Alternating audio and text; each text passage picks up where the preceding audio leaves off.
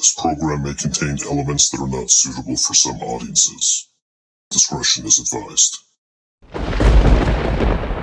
you look into the face of darkness, it stares back at you. The question is, who's watching who? Welcome to the dark side. This is the Watchers Paranormal Podcast. So the story begins with a couple who'd just been married a few months earlier. Their first home was ready to move into. They were very happy. They were moving into a middle-class neighborhood just north of the city. 3-bedroom home, private lot. They were about to start off their lives. But what they didn't know were the secrets that were left behind from a previous era. So the day came when they moved into the new home. They settled in just nicely. And of course, with all new move-ins, you always have a few little things that come up. Strange, odd noises, the house still settling, new wood and furniture cracking, all contributed to the new home, so they thought. Things were great for the first couple of months. Got to meet the new neighbors, settled in very nice. But one night, the wife, we'll call her Kristen. Kristen spent a lot of time at home because she worked from home. During the day, things went by pretty smoothly. Nothing to complain about. But at night, she would hear some odd noises coming from the back room. In this case, it was a spare bedroom that they had kept empty.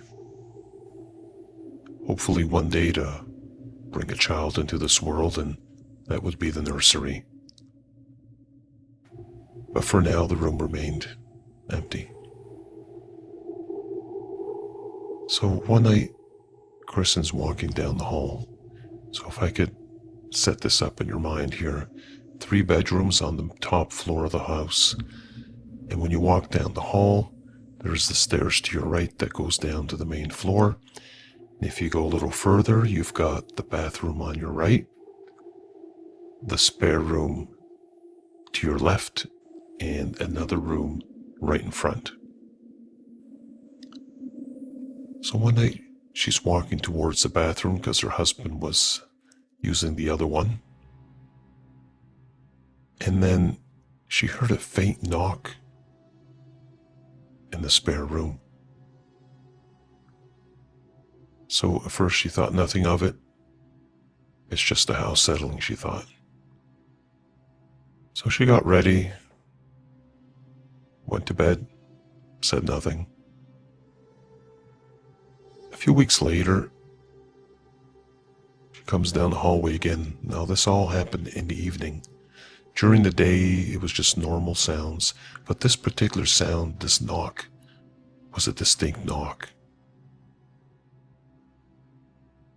So she comes down the hallway again, and just as she's about to turn into the bathroom, she hears the knock again. This time she stops, turns to her left, walks towards the door, opens the door ever so slowly. And as she's opening the door, there's a little bit of light coming in through the outside from the moonlight.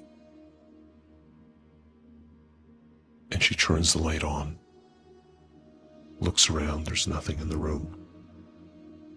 So she walks towards the window. And of course there's nothing there. Opens the blinds, looks out,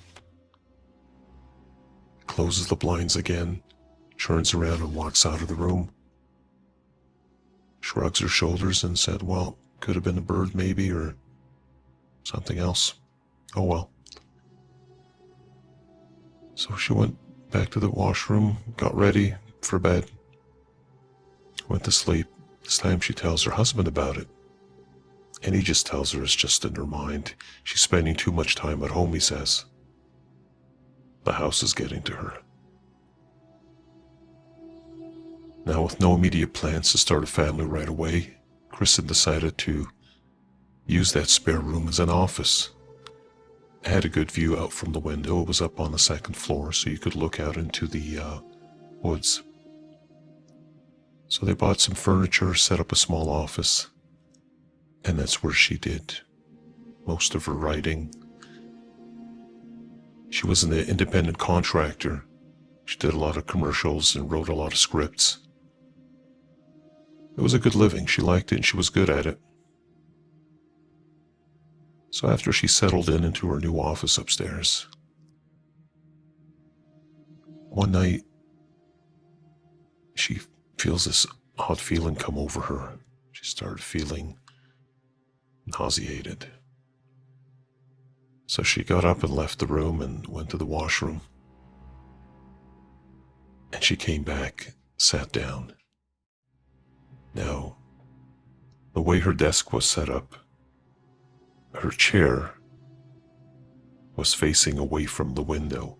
So if you could picture this, when she sat down at her desk, her back was towards the window, probably about less than 2 feet. So one night, she had to do a few last-minute things. So she went upstairs, turned the computer on, walked away to get herself a tea. She came back up, and her computer hadn't turned on yet, and she was pretty sure she had turned her computer on, but, well, let's do that again. So turn the power back on, and the computer starts up. So she sits down, she's having her tea, she's getting organized. And then all of a sudden, out of nowhere, she hears a knock on the window. She stops, she freezes. She knew she heard that knock before. It was very distinct. It was like a hand knocking on the window. It knocked 3 times. She got up, flipped on the lamp, got the courage to turn around, opened the blinds on the window, and she's looking at the window now. You could see part of the moonlight or street light shining in through, so it wasn't completely dark, but she could see the trees in the woods. There was nobody there. There was no way someone could have knocked on that window. You see, Kristen was up on the second floor of the house.